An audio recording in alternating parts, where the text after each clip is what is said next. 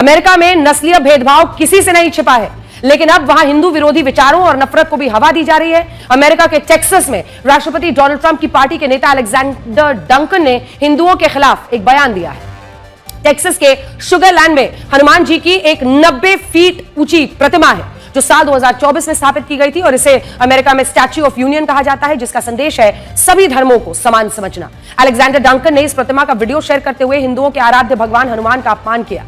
America भारतीयों के लिए लगातार असुरक्षित होता जा रहा है। क्या नरेंद्र मोदी और ट्रंप ने मिलकर अमेरिका में भारतीयों का रहना, भारतीयों की जिंदगी लगातार मुश्किल बना दी है? क्या अब अमेरिका जाने में भारतीय डर रहे हैं और जो भारतीय अमेरिका के नागरिक बन गए हैं वो वहां से बाहर निकलने में डर रहे हैं कि पता नहीं अंदर आने दिया जाएगा कि नहीं? वो खुलकर ये कह रहे हैं कि अमेरिका में इस प्रतिमा का क्या काम है। टेक्सास में बनी हनुमान प्रतिमा का विरोध करने के लिए अलेक्जेंडर डंकन ने जिन शब्दों का इस्तेमाल किया उसके बाद विवाद और बढ़ गया। अलेक्जेंडर डंकन ने भगवान हनुमान की मूर्ति के वीडियो को पोस्ट करते हुए लिखा, हम टेक्सास में एक झूठे हिंदू भगवान की झूठी मूर्ति क्यों लगने दे रहे हैं। लगातार जो कट्टरपंथी ईसाई हैं या फिर मागा के supporter, make America great again के सपोर्टर हैं या ट्रंप के क्लोज एलाइज जो हैं, वो लगातार हिंदू धर्म के खिलाफ बातें कर रहे हैं। फॉक्स न्यूज पर बातचीत में ऐसे ही एक आदमी ने न केवल हिंदुस्तानियों का मजाक उड़ाया बल्कि मैं कहूंगा कि अपमानित किया और सोशल मीडिया पर यह लिखा कि हम झूठे भगवान की प्रतिमा को टेक्सास में लगाने की अनुमति क्यों देते हैं और अमेरिका एक ईसाई देश है। शुगरलैंड में लगी हनुमान जी की मूर्ति टेक्सास सूबे की सबसे बड़ी प्रतिमा है। पवन पुत्र हनुमान जी की इस मूर्ति की स्थापना अमेरिका में भारतीय अप्रवासियों को बढ़ावा देने के लिए की गई थी। हालांकि कट्टरपंथी ईसाई इस मूर्ति की स्थापना का विरोध करते रहे हैं। क्या अमेरिका भारतीयों के लिए लगातार असुरक्षित होता जा रहा है? क्या नरेंद्र मोदी और ट्रंप ने मिलकर अमेरिका में भारतीयों का रहना, भारतीयों की जिंदगी लगातार मुश्किल बना दी है? क्या अब अमेरिका जाने में भारतीय डर रहे हैं और जो भारतीय अमेरिका के नागरिक बन गए हैं वो वहां से बाहर निकलने में डर रहे हैं कि पता नहीं अंदर आने दिया जाएगा कि नहीं? इस तरह के तमाम सवाल बहुत दिनों से किए जा रहे हैं और अब एक आर्टिकल आया है जिससे ये सवाल बहुत साफ साफ सामने आए हैं। लेकिन उन सवालों पे जाऊं उसके पहले एक घटना जिससे ये बात आपको कायदे से समझ में आएगी। अमेरिका में रहने वाले एक परिवार ने अपना पैसा लगाकर वहां पर हनुमान जी की विशाल मूर्ति स्थापित की। हनुमान जी जानते हैं भारतीय संस्कृति में और खासतौर पर हिंदू संस्कृति में बेहद सम्मानजनक पद पाते हैं। राम के सबसे करीबी हैं, राम के दूत हैं, रामदूत अतुलित बलधामा। तो हनुमान के प्रति हिंदुओं की श्रद्धा कोई बताने वाली बात नहीं है। इसी श्रद्धा के वशीभूत होकर उन्होंने वहां पर अमेरिका में एक विशाल हनुमान जी की मूर्ति बनाई। अब देखिए, अमेरिका हो चाहे भारत, डेमोक्रेसी है, कोई भी अपने धर्म का पालन कर सकता है और लीगल तरीके से मंदिर बनाए, मस्जिद बनाए, जो चाहे वो बना सकता। लेकिन इस मूर्ति को लेकर अमेरिका में एक बड़ा तमाशा शुरू हो गया है। उनके जो ईसाई पड़ोसी हैं वो उनका मजाक उड़ा रहे हैं, उसको एनिमल कह रहे हैं, कुछ कह रहे हैं, जो उनके मन में आ रहा है वो कह रहे हैं और उसके बहाने असल में हिंदू धर्म का ही मजाक बना रहे हैं। और ये मूर्ति हिंदू धर्म के खिलाफ जो वहां पर ईसाइयों के बीच में खासतौर पर एक लहर उठी है उसका एक बड़ा प्रतीक बनकर सामने आ गई। यानी मंदिर बनवाया था उन्होंने श्रद्धा के लिए, पूजा पाठ के लिए, वो मंदिर उनके लिए सर का दर्द बन गया है। और भारत में हिंदुस्तानियों को और खासतौर पर हिंदुओं को, मुसलमानों के खिलाफ तो पहले से ही अमेरिका में तमाम सारी नौटंकी चल रही है, लेकिन हिंदुओं के खिलाफ भी वहां माहौल बनना शुरू हो गया है।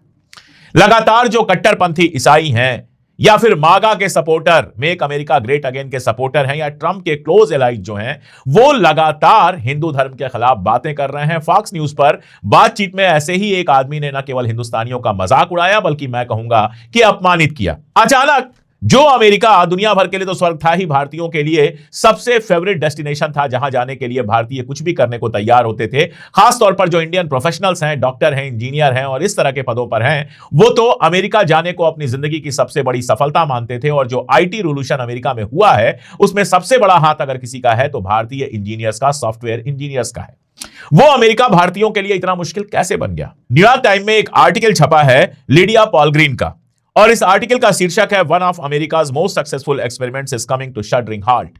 यानी अमेरिका का एक सबसे सक्सेसफुल जो प्रयोग था अचानक से आकर वो रुक गया है। ये सक्सेसफुल प्रयोग क्या था? यही था कि भारत जैसे देशों से और खास तौर पर भारत से प्रोफेशनल्स लगातार अमेरिका गए और अमेरिका के डेवलपमेंट, अमेरिका के जो आप कह सकते हैं टेक्निकल रिवॉल्यूशन में उन्होंने बहुत बड़ी भूमिका निभाई और अमेरिका के विकास में बहुत बड़े मददगार साबित हुए। अब उन्हीं भारतीयों को लेकर अमेरिका में लगातार नफरत फैलाई जा रही है। कुछ और बातों पर आऊंगा, लेकिन यह क्यों हो रहा है पहले समझना बहुत जरूरी है। दोनों तरफ से कारण है। एक तरफ से ट्रंप का कारण है जो लगातार ईसाइयत की बात करता है, जो माइग्रेंट्स के खिलाफ बात करता है, जो बाहर के लोगों को भगाए जाने का समर्थन करता है। दूसरा, जो भारत में राजनीति बदली है उसका असर भी सारी दुनिया पर पड़ता है।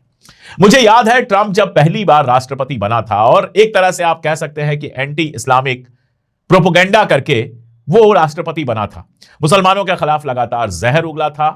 मिडिल ईस्ट से और बाकी सारी जगहों से जो लोग जाकर अमेरिका में बसे हैं उनको बाहर निकालने की बात कर रहा था। तब हिंदुस्तानी उसके एजेंडे पर नहीं थे और मुसलमानों के खिलाफ ट्रंप का जो बोलना था उसी ने भारत के तमाम लोगों को, बहुत सारे लोगों को ट्रंप का भक्त बना दिया था। ट्रंप के राष्ट्रपति बनने पर पूजा अर्चना हुई थी।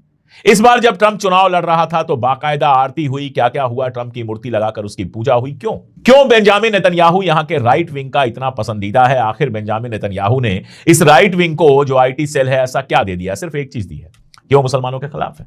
तो पूरी दुनिया की राजनीति में जहां कोई मुसलमानों के खिलाफ दिखा, हिंदुस्तान के अंदर एक प्रवृत्ति बनी और खासतौर पर ये लोग जो सत्ताधारी दल हमारा है और जो आरएसएस है उसके आप कह सकते हैं सपोर्टर्स हैं, ये किसी की भी पूजा कर सकते हैं बशर्ते वो मुसलमानों के खिलाफ हो।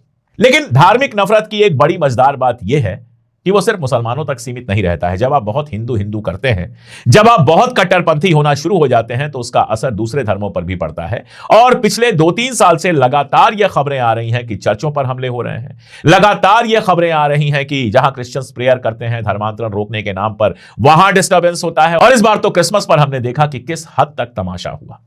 सेंटा क्लॉज की मूर्तियां तोड़ी गईं। जहां क्रिसमस मनाया जा रहा था रायपुर में, छत्तीसगढ़ के रायपुर में हमने देखा था, जहां क्रिसमस मनाया जा रहा था उस माल पर आप कह सकते हैं लगभग हमला कर दिया गया। और भी न जाने क्या क्या हुआ। नतीजा क्या हो रहा है? नतीजा यह हो रहा है कि पूरी दुनिया में आपकी इमेज यह बन रही है कि आप अपने यहां जितने भी अल्पसंख्यक धर्म हैं, जितने भी माइनॉरिटी रिलीजन है और खासतौर पर मुसलमान और क्रिश्चियन, उनके आप खिलाफ हैं। असर पागल यही तो नहीं है, पागल अमेरिका में भी है, पागल यूरोप में भी है। यूरोप में भी पूरा एक मूवमेंट है जिसमें जो प्रवासी लोग हैं, जो माइग्रेंट लोग हैं, उनके खिलाफ आंदोलन और क्या क्या चलता रहता है। ऐसी पार्टियां बनी हैं जो एंटी माइग्रेंट हैं, जो माइग्रेशन को मुश्किल कर रही हैं कि दूसरे देश के लोग आकर वहां पर बस ना सकें। और अमेरिका में तो ट्रंप इसी बिना पर सत्ता पर आया था, इसीलिए आते ही आप देखिए उसने हिंदुस्तानियों को वापस भेजना शुरू किया। और कैसे? हथकड़ी बेड़ी लगाकर जहाजों में वापस भेजना शुरू किया और बाकायदा वीडियोस बनाए गए और वो वीडियो रिलीज किए गए। ये क्यों थे? ये देश के अंदर और ज्यादा कट्टरपन पैदा करने के लिए और ज्यादा माइग्रेंट्स के प्रति नफरत पैदा करने के लिए थे। और जो यहां बैठकर और वहां बैठकर भी, अमेरिका में भी बहुत सारे लोग हैं जो कुछ ज्यादा ही हिंदू हो गए हैं, बाहर जाकर कुछ ज्यादा ही देशभक्त हो गए हैं। ऐसे लोगों ने भी ट्रंप का समर्थन इसलिए किया था कि उनको लगा था ये तो एंटी मुस्लिम है और मोदी जी इसके बड़े अच्छे दोस्त हैं तो भारतीयों के खिलाफ कुछ नहीं करेगा। लेकिन भाई साहब, जब एक बार दांत पे लहू लग जाता है इंसानों का, तो फिर वो किसी खास इंसान तक महदूद नहीं रहता है। आप भूल गए थे कि आप भी वहां पर माइग्रेंट हैं। आप भूल गए थे कि आपका रिलीजन भी क्रिश्चियनिटी नहीं है, वहां से अलग रिलीजन है। और आप भूल गए थे कि मोदी जी लाख सीना पीटते रहे, लाख शोर करते रहे, दोस्ती दोस्ती दोस्ती। लेकिन इंटरनेशनल दोस्तियां अलग तरह की होती हैं। वो अपने अपने मुल्क के भले को देखकर होती हैं और अपने अपने चुनाव को देखकर होती हैं। वरना मिडिल ईस्ट में जाकर, ओमान जाकर, दुबई जाकर, सऊदी अरबिया जाकर, जॉर्डन जाकर, वहां के मुस्लिम शासकों से भाई की तरह मिलने वाले नरेंद्र मोदी की सरकार में मुसलमानों के खिलाफ अन्याय कैसे होता? और कैसे ऐसे होता कि ओमान, सऊदी अरबिया और इस तरह के तमाम जो मुस्लिम मुल्क हैं वो एक बार भी इस बात पर सवाल नहीं उठाते कि हिंदुस्तान के अंदर लिंचिंग कैसे हो रही है? क्योंकि धर्म तो आम लोगों के लिए है, धर्म के नाम पर तमाशा आम लोगों के लिए है। जो सत्ताधारी होते हैं, जो कुर्सियों पर बैठने वाले लोग होते हैं, उनके लिए धर्म सिर्फ एक हथियार है सत्ता में बने रहने के लिए। सत्ता मिले इसके लिए धर्म का उपयोग किया जाता है, इससे ज्यादा उनके लिए धर्म का कोई महत्व नहीं होता है। और दुर्भाग्य से दोनों राइट विंग हैं, ट्रंप भी राइट विंग है और मोदी जी भी राइट विंग है। मोदी जी के राज में जो यहां अल्पसंख्यक हैं उनके खिलाफ अभियान चल रहा है, तो ट्रंप के राज में कैसे जो वहां अल्पसंख्यक हैं उनके खिलाफ अभियान न चले?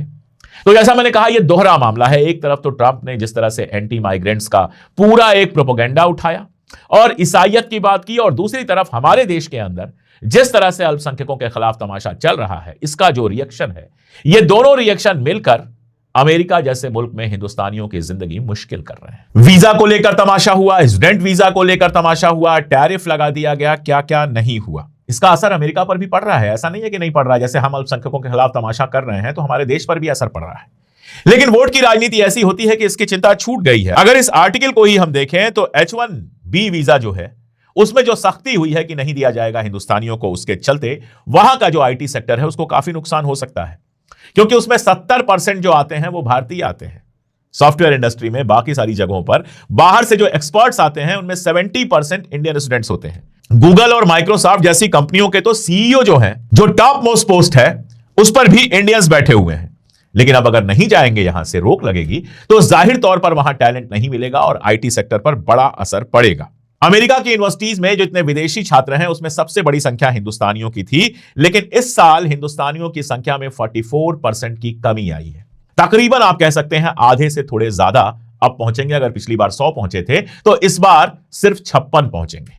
नुकसान दोनों तरफ है, लेकिन पागलपन में नुकसान कौन दिखता है?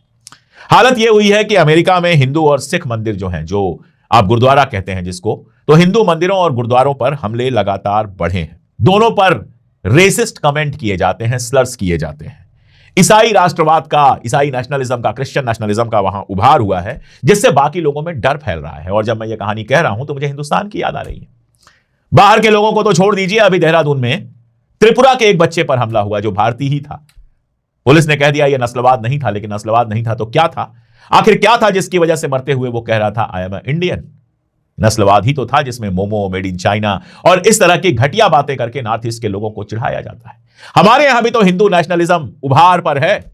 सबको हिंदू राष्ट्र बनाना है, मंत्रियों को बनाना है, बाबाओं को बनाना है, गुंडों को बनाना है, ट्रॉल्स को बनाना है, सबको हिंदू राष्ट्र बनाना है। इस हद तक बनाना है कि बरेली में एक बच्ची पार्टी कर रही थी, उसमें 2 मुसलमानों को बुला लिया था दोस्तों को, उस पर तमाशा हो गया। ये तो बाद में पता चला कि जो बंदा तमाशा करने गया था वो चोरी और डकैती के आरोप में जेल रह चुका है। यानी चोरी और डकैती करने वाले अब हिंदू धर्म के रक्षक बन के आए हैं। और जब चोरी और डकैती करने वाले हिंदू धर्म के रक्षक बन के आ रहे हैं, तो वहां भी ऐसे ही आपराधिक प्रवृत्ति के लोग ईसाई धर्म के रक्षक बन के आ रहे हैं, जिसके लिए ईसाई धर्म के रक्षा का मतलब यही है कि हिंदुओं और सिखों को परेशान करो। आज एक और खबर है, ममदानी ने न्यूयॉर्क के मेयर के रूप में शपथ ली है। कुरान पर हाथ रख के शपथ ली। जाहिर सी बात है, मुस्लिम है तो कुरान पे हाथ रख के ही शपथ लेंगे। उनके खिलाफ भी कितना गंदा अभियान चला। उनके खिलाफ कहा गया कि शरिया लागू हो जाएगा न्यूयॉर्क में, जो उनके बस की बात नहीं है। लेकिन किया गया प्रचार, और उस प्रचार में दुर्भाग्य से हिंदू और हिंदुस्तानी भी शामिल थे। और जब अब इनके खिलाफ खुद हो रहा है, तो पता नहीं इनके समझ में आएगा कि नहीं आएगा। देखिए, ये ग्लोबल वर्ल्ड है, पुराना जमाना गया। इंडिया में एक घटना होती है और उसका वीडियो दुनिया में कहां कहां पहुंच जाता है, आप सोच भी नहीं सकते। मैं यहां बैठकर वीडियो बनाता हूं, लोग कमेंट में कहते हैं मैं जर्मनी से देख रहा हूं, कोई कहता है मैं फलां जगह से देख रहा हूं, कोई कहता है मैं ओमान से देख रहा हूं। 20 साल पहले हम ऐसा नहीं सोच सकते थे, चीजें बहुत लिमिटेड थी। तो ट्विटर पे जो वीडियो आता है, जो फेसबुक पे वीडियो आता है, वो भी वायरल हो जाता है। लोग देखते हैं कि आप अपने देश में माइनॉरिटीज के साथ क्या कर रहे हैं, कैसे मुसलमानों को अपमानित कर रहे हैं, किसी 60 साल के बुजुर्ग की दाढ़ी पकड़ के जबरदस्ती उसको जय श्री राम कहलवा रहे हैं। कश्मीर से व्यापारी आते हैं शाल बेचने के लिए, उनको परेशान कर रहे हैं। कोई आदमी कपड़े बेचने वाला, फरहद था वो, जो कपड़े बेचता था बिहार में घूम घूम के साइकिल से, उसको पीट पीट के मार डाल रहे हैं।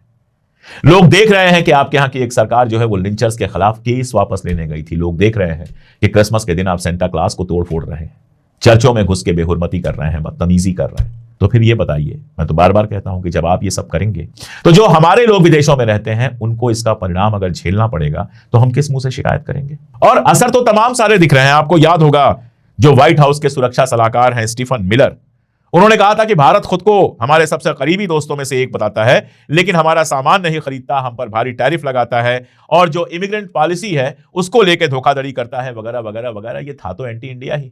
जब टैरिफ लगे थे उसके पहले एक से एक एंटी इंडिया कमेंट्स आए थे। ट्रंप वैसे तो कहता है कि मोदी हमारे दोस्त हैं, बहुत अच्छे दोस्त हैं, लेकिन आप देखिए बेइज्जत करने का एक मौका नहीं छोड़ता। और मोदी जी ऐसा लगता है बहुत चक्के रह गए हैं, अभी तो मिलजुल ही नहीं रहे हैं। इस दिन फोन पे बात हो जाती है तो बड़ी बड़ी ट्वीट कर देते हैं, लेकिन हकीकत यही है कि अमेरिका से हमारे रिश्ते लगातार खराब होते जा रहे हैं, और इसका सबसे बुरा असर उन हिंदुस्तानियों पे पड़ रहा है जो अमेरिका में रह रहे हैं। दूसरों के लिए गड्ढा अगर खोदेंगे तो उस गड्ढे में गिरने की हमेशा संभावना होती है। हमारा देश जो हिंदू, मुस्लिम, सिख, ईसाई एकता के लिए जाना जाता था, हमारा देश जो शांति के लिए जाना जाता था, हमारा देश जो सेकुलरिज्म के लिए जाना जाता था, उस देश को जब आप धर्म और नफरत के नशे में ढकेल देंगे तो यहां आपको लगेगा सब चंगा सी, लेकिन जो हमारे लोग बाहर हैं उनको इसका परिणाम झेलना पड़ेगा। कल जो लोग ट्रंप की पूजा कर रहे थे, आरती कर रहे थे, इन सवालों पर चुप रह जाएंगे। बांग्लादेश में कोई घटना होगी तो मुसलमान का मामला है, इसलिए चिल्ला चिल्ला कर तमाशा किया जाएगा। बांग्लादेशी खिलाड़ी को खरीदने के लिए शाहरुख खान के लिए घटिया से घटिया बात की जाएगी। लेकिन अमेरिका में जो ये सब कुछ हो रहा है, इस पर बोलने की हिम्मत न तो ट्रॉल्स की है, ना हमारे मिनिस्टर्स की है, ना प्राइम मिनिस्टर्स की है। और बोलेंगे किस मुंह से? जब आप अपने देश में अल्पसंख्यकों की रक्षा नहीं कर पा रहे हो, तो हम लोग जहां पे अल्पसंख्यक हैं, भारतीय जहां पर अल्पसंख्यक हैं, उनकी रक्षा की मांग किस मुंह से करोगे? डंका बजते बजते ऐसा फटा है भाई साहब कि भारत की सारी प्रतिष्ठा, इज्जत उस डंके में डूबती चली जा रही है। वक्त तो अभी भी है, लेकिन वोट की राजनीति ऐसी है कि बंगाल का चुनाव है और फिर धर्म का तमाशा जी भर के किया जाएगा। दुनिया देखेगी, हमारी इज्जत और गड्ढे में जाएगी। लेकिन जब तक चुनाव जीत रहे हैं तब तक उनको कोई फर्क नहीं पड़ता। इनका सिद्धांत ही शायद यह है कि चुनाव बिल्कुल जीतते रहें, भले देश गड्ढे में चला जाए। सोचिएगा देश को कहां से कहां पहुंचा दिया इन लोगों ने। आपको यह बताते हैं कि अमेरिका भारत को धार्मिक स्वतंत्रता पर बहुत ज्ञान देता है और अमेरिका की commission on international religious freedom जैसी संस्थाएं हर साल धार्मिक स्वतंत्रता को लेकर अलग अलग देशों की रैंकिंग जारी करती हैं और इसमें वो भारत को एक ऐसा देश बताती हैं जहां धार्मिक आधार पर बहुत भेदभाव होता है। लेकिन ऐसी रिपोर्ट जारी करने वाली ये अमेरिकी संस्थाएं अपने गिरेबान में कभी नहीं झांकती।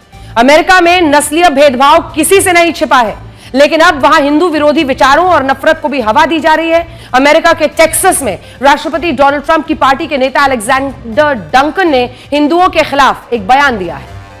टेक्सास के शुगरलैंड में हनुमान जी की एक 90 फीट ऊंची प्रतिमा है जो साल 2024 में स्थापित की गई थी और इसे अमेरिका में स्टैच्यू ऑफ यूनियन कहा जाता है, जिसका संदेश है सभी धर्मों को समान समझना।